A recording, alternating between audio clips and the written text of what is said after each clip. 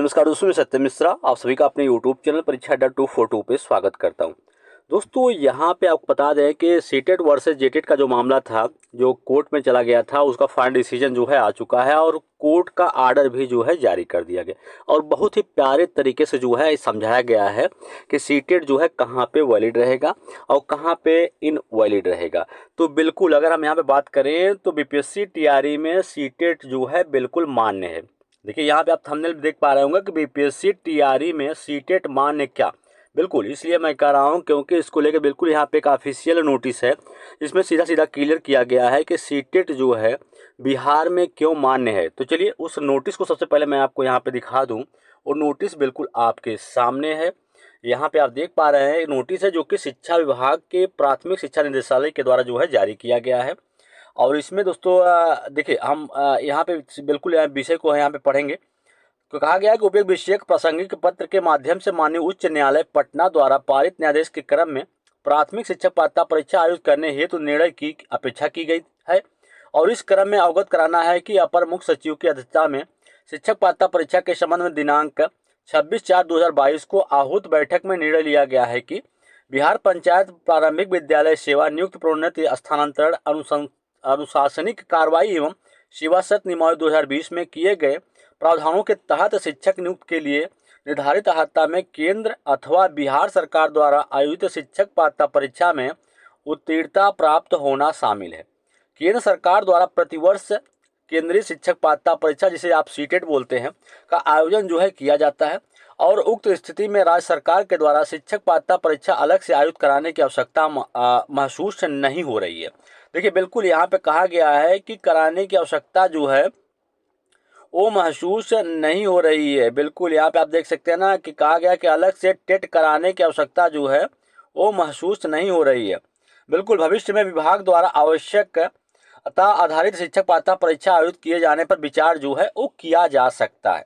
बिल्कुल आगे है यहाँ पे कहा गया है कि चूंकि भारत सरकार के द्वारा नियमित रूप से सीटेट जो है कराया जा रहा है, इसलिए वर्तमान में विभाग द्वारा शिक्षक पात्रता परीक्षा टेट आयोजित नहीं कराने का निर्णय जो है वो लिया गया है। तो बिल्कुल ये निर्णय रहा जिस कारण से टीआरई 1 परीक्षा हुई।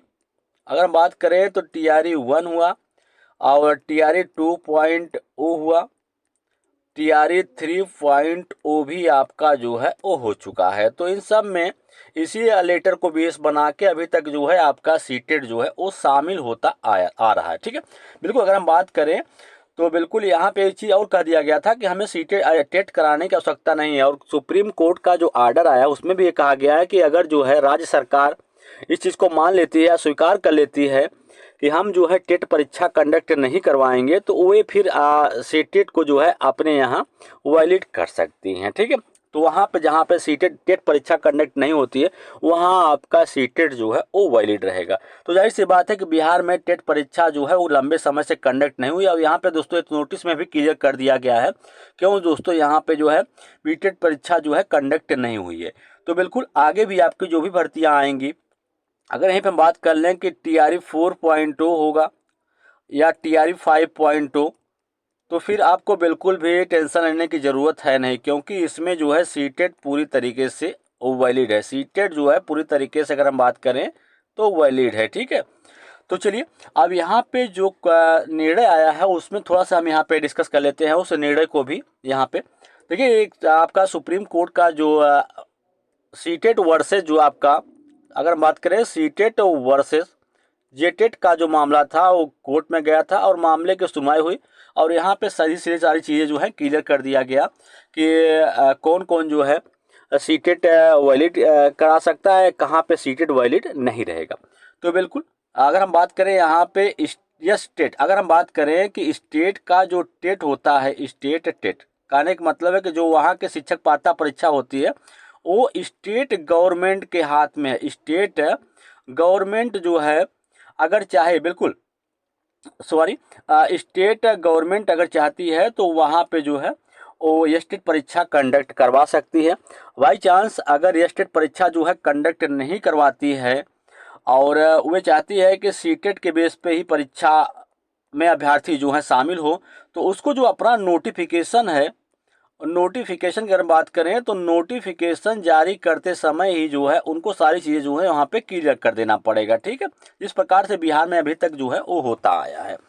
तो बिल्कुल अगर नोटिस में क्लियर कर दिया गया कि हम सीटेट के बेस पे ही शिक्षक भर्ती लेंगे तो बिल्कुल वहाँ पे जो है सीटेट वाले अभ्यर्थी एलिजिबल रहेंगे। और अगर मान लीजिए कि यहाँ पे बीच में किसी प्रकार का कोई परिवर्तन जो है वो नहीं किया सकता। एक बार विज्ञापन जो है जारी हो गया, फॉर्म भरने की प्रक्रिया स्टार्ट हो गई, तो फिर बीच में किसी प्रकार का कोई चेंजिंग अर्थात बीच में सीटेट अभ्यर्थियों को घुसेड़ देना ये गलत होगा, ऐसा नहीं किया सकता। अगर ऐसा करते हैं तो फिर जो अभ्यर्थी फॉर्म भरेंगे उनके साथ गलत होगा, अर्थात वे बाहर कर दिए जाएंगे। जिस प्रकार से झारखंड में हुआ है कि झारखंड टेट के अभ्यर्थियों को भी वहाँ पे जो है शामिल किया गया, बाकी जो भी अभ्यर्थी थे सभी को बाहर कर दिया गया सीटेट के बेस पे जिन्होंने वहाँ पे अप्लाई किया था। तो बिल्कुल हम बात करें अगर यहाँ पे तो आपकी जो TRE 4.0 है, TRE 5.0 हर में आपका जो है वहाँ पे सीटेट जो है बिल्कुल मान्य है। और वहीं बात करें अगर हम यूपी के शिक्षक भर्ती में भी अभी तक जो है आपका टेट और सीटेट जो दोनों के बेस पे ही जो है सुपर टेट जो है कंडक्ट होता आया है। और बिल्कुल यही आपके बिल्कुल मिला जुला के यही रहा कि बिल्कुल आपको परेशान होने की ज़रूरत है नहीं। राज्य सरकार चाहेगा तो राज्य सरकार के ऊपर डिपेंड है कि वे आपके अगर सीटेट उनके यहाँ टेट जो है लंबे समय से नहीं हो रहा है तो फिर वहाँ पे सीटेट जो है वैलिड है। अगर करा रहे हैं तो फिर बिल्कुल वहाँ पे क्लियर कर देना पड़ेगा कि हम जो है जिस प्रकार से यहाँ पे आप पे नोटिस देखे हैं, जिस प्रकार से यहाँ पे बिहार के शिक्षा विभाग के द्वारा क्लियर किया गया कि हम जो है टेट परीक्षा कंडक्ट नहीं करवा पा रहे हैं, इस कारण सीटेट परीक्षा हर साल होती है, इस कारण उनको जो है मौका यहाँ पे दे रहे हैं। इस प्रकार से अगर राज्य सरकार क्लियर कर देती है तो फिर सीटेट वाले जो हैं वो अभ्यर्थी वैलिड रहेंगे।